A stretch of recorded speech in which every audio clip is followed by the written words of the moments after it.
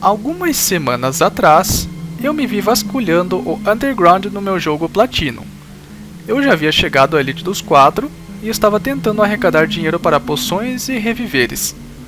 Se você já esteve lá, sabe que é muito raro encontrar coisas como pedras evolucionárias e fósseis. Então, eu estava lá embaixo cavando. Cerca de 1 hora depois, quando estava prestes a cavar outra parede, recebi uma mensagem. A parede parece instável. Tem certeza de que quer continuar cavando? Com a opção sim ou não. Eu pisquei. Eu não achei que esta mensagem fosse normal. Mas ei, eu nunca a recebi antes e provavelmente não significava nada. Cliquei em sim e Zelly, minha personagem feminina, continuou a cavar. Em cada novo local de escavação, recebi a mesma mensagem. Mas eu mal notei, porque de repente eu estava encontrando muitos itens caros.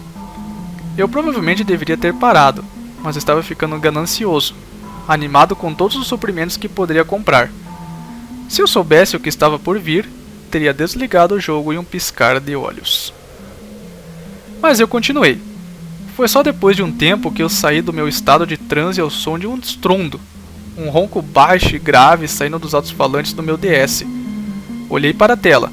O metrô parecia mais escuro de alguma forma, e aquele estrondo ficava cada vez mais alto e mais baixo, mais alto e mais baixo. Enquanto eu observava, as luzes do metrô piscaram e depois voltaram ao normal. O estrondo parou. Não posso dizer por que continuei cavando. Suponho que só queria mais dinheiro. A próxima parede em que mergulhei tinha outra mensagem desanimadora. Pode ser perigoso continuar cavando. Você quer continuar? Eu hesitei. O que aconteceria se eu não prestasse atenção às palavras do jogo? Bem, isso era Pokémon, um jogo infantil. Não poderia ser muito ruim. Então, preparando meus nervos, cliquei em sim. A tela de escavação apareceu e eu desenterrei 4 Red Bones. Achei que seria um bom lugar para parar, mas... Quando a tela voltou para o metrô, era óbvio que estava algo errado. O estrondo voltou, mais alto do que nunca, e havia enormes rachaduras nas paredes. Com um craque alto, o chão caiu sob os pés de Zelly e a tela ficou preta. Apertei todos os botões, mas nada aconteceu. Intrigado, liguei meu computador e procurei respostas na internet. Talvez fosse algum tipo de evento raro exclusivo do Platinum, mas não consegui encontrar nada. A tela do meu DS ficou escura. Frustrado, decidi ir fazer outra coisa, esperando que o jogo estivesse congelado e que eu eventualmente pudesse descongelar. Depois de vários minutos batendo em bandidos e Oblivion, eu ouvi. Gotejamento, gotejamento, gotejamento. O som tinha um eco oco. Virei-me e vi que a tela do DS se acendeu, onde eu havia deixado na minha mesa. Ao pegá-lo, vi que estava em uma pequena caverna sem saída. Havia pedras irregulares e caídas ao longo das paredes, e uma viga de aço quebrada e retorcida estava atravessada na caverna. Uma lanterna brilhava, fracamente ao lado da viga, permitindo um pouco de luz na escuridão. Com um calafrio, percebi que não era o único na caverna. Sob a viga estava o duende de um dos vendedores do subterrâneo, sua pequena mão estendida em direção à lanterna. Ele convulsionava de vez em quando, como se estivesse se esforçando para alcançar a lanterna. Havia poças de sangue ao redor de sua forma de bruços, e eu não conseguia ver sua metade inferior, se ainda estivesse lá. Com horror, percebi qual deveria ser o barulho do gotejamento. Mudei Zelly até ele para conversar. Os túneis desmoronaram. O texto se movia lentamente, como se enfatizasse sua dor. Não consigo sentir minhas pernas. Ele só repetia essas 2 frases. Percebi que de alguma forma estava preso aqui no metrô. Ao mesmo tempo, eu sabia que isso devia ser algum tipo de hack. Eu tinha comprado este cartucho usado, e mesmo que fosse tranquilo até esse ponto, eu sabia que nada como isso seria programado pela Nintendo.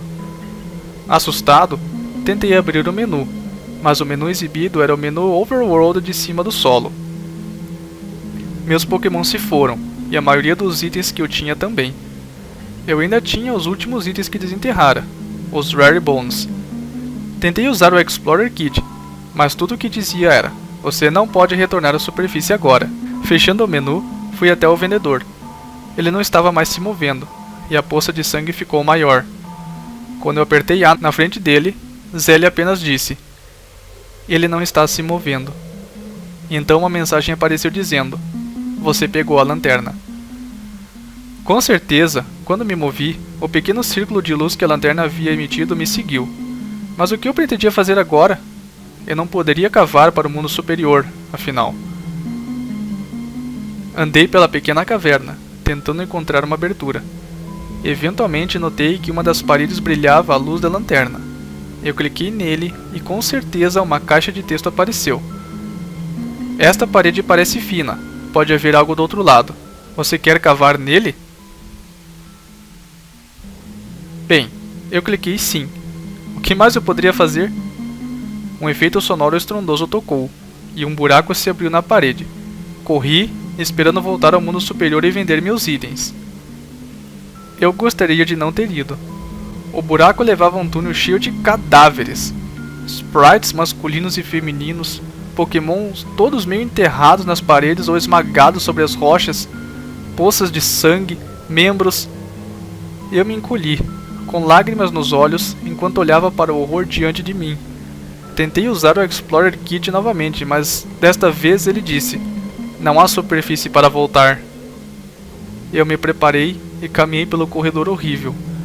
À medida que prosseguia, os cadáveres pareciam estar mais decompostos, mais velhos, como se estivessem ali há mais tempo. E as mensagens apareciam de vez em quando. Zelle se sente tonta. Zelle sente náuseas. Zelle está desacelerando. Zelle está cansada. Zelle não tem ar suficiente. Nesta última, estremeci. Percebi que meu personagem estava andando mais devagar do que antes. A essa altura, os cadáveres espalhados pelo meu caminho eram apenas esqueletos, pequenos ossos brancos brilhando na escuridão. De repente, o túnel terminou em uma abertura rochosa semicircular, com uma luz fraca brilhando, como quando você sai de uma caverna. Quase me empolguei, pensando que finalmente sairia desse pesadelo, mas então me lembrei do que aconteceu da última vez que me ofereceram uma saída. Mas meu Explorer Kit ainda não funcionou, então só havia uma coisa que eu podia fazer. Eu entrei. Era uma sala grande, enquanto o corredor era tão estreito que eu podia ver as duas paredes com a luz escassa da lanterna. As paredes desta sala se estendiam na escuridão. O barulho do cotejamento voltou, mais alto do que antes. Dei um passo à frente e de repente a sala foi iluminada por uma estranha luz roxa. Uma sombra estava sentada no centro da sala, cercada por 6 pedras de topo plano dispostas em círculo. Em cada pedra havia uma confusão de formas escuras que eu não conseguia distinguir. Um ruído de trituração estava tocando nos alto-falantes do DS, como pedras se movendo umas contra as outras. Eu não conseguia mover Zelle, e estava prestes a largar o DS e correr pela rua até a casa do meu amigo. Abruptamente, a luz da sala se iluminou, ficando branca. Foi então que percebi o que eram as coisas nas rochas de topo plano. Eles estavam amarrados com cordas, o corpo de cada um torcido em agonia, pouco mais que vísceras neste momento. Seus peitos e estômagos rasgados, ossos expostos ao ar livre, derramando sangue e tripas horrivelmente renderizados nas rochas em que estavam e o chão ao redor deles. Eles eram os meus Pokémon. E a sombra borrada no meio da sala, aquela sombra horrível, falou comigo. Continuo com fome. A tela piscou em preto e branco, e eu pulei antes de perceber que era a transição para uma batalha Pokémon. Não havia música, apenas o ruído de trituração e rachaduras de antes. A coisa estava onde o Pokémon inimigo normalmente sentaria. Não mais uma sombra, mas um cadáver em decomposição, sua pele grisalha salpicada de sangue. Onde seu nome costumava ir, havia apenas um monte de texto e símbolos com falhas. Glitch quer comer você. Claro, eu não tinha Pokémon, então a própria Zelle se levantou para enfrentar o monstro. A única opção na tela de batalha era luta, não lutar como era o normal. Zelle tem muito medo de atacar. Glitch usou Bite. Zelle piscou em vermelho, e seu HP caiu um pouco. Com horror, percebi que a coisa não iria matá-la rapidamente. Glitch usou Crunch. Glitch usou Rip. Glitch usou Bite. O HP de Zelly caiu um pouco mais a cada turno. Ela estava com medo de atacar, enquanto ele continuava a beliscar.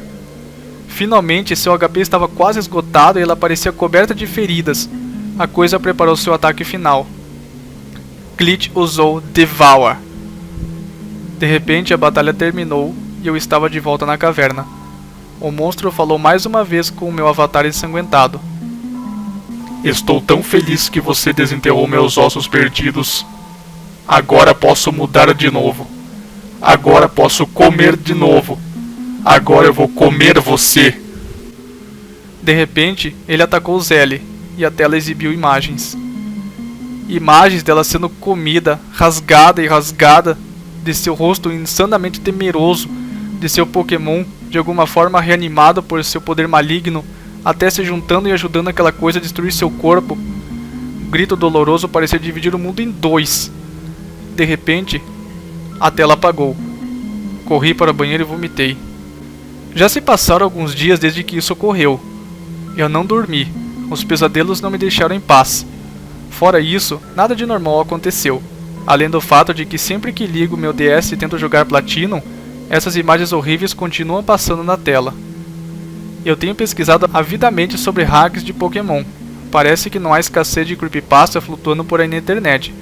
Não consegui encontrar nada parecido com o que experimentei, embora ainda não tenha certeza se meu jogo está possuído ou se algum hacker idiota é o culpado pelo que aconteceu. Um sobre a síndrome de Lavender Town e Buried Alive. Enquanto eu li a história, aquelas imagens de Zelly sendo comida parecia muito parecido com aquela creepypasta para ser uma coincidência. Talvez, por mais insano que isso possa parecer, algum hacker talentoso decidiu recriar esse evento no jogo Platinum, que eu comprei. Eu sei de uma coisa com certeza. Agora que terminei de escrever isso, estou indo para o rio e jogando esse cartucho. Não importa por que isso aconteceu. Não quero nem ver esse cartucho novamente. O modelo do personagem Buried Alive, muitas vezes referido como seu nome codificado Buryman Script, era para ser enfrentado na história final da Torre Pokémon, até que fora substituído pelo fantasma Marowak. De acordo com os scripts que não lhe são atribuídas, o Buried Alive supostamente era o chefe final da torre. Assim que você chega ao andar mais alto, a seguinte conversa teria ocorrido como o modelo. Você está aqui. Eu estou preso. Eu estou sozinho. Tão solitário.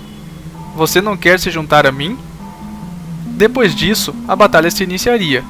Quando o jogador entrava no campo de batalha, o modelo do Buried Alive parecia ser um cadáver humano, em decomposição, tentando rastejar para fora da terra. Ele havia sido programado para ter os seguintes Pokémon: 2 White Hands, um Gengar e um Muk. Curiosamente, um roteiro para as ações de Buried Alive depois que fosse derrotado nunca foi escrito.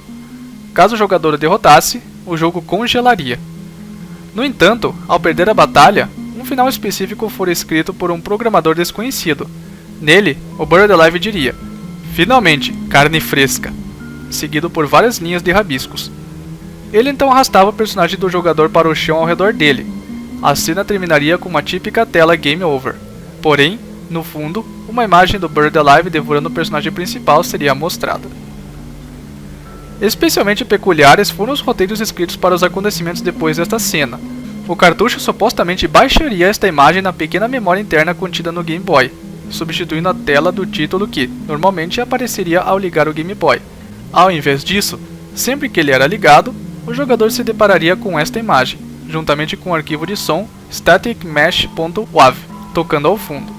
O objetivo pretendido para esse feito, ao contrário de muitos outros fatores que se conectam à síndrome de Lavender Town, é desconhecido.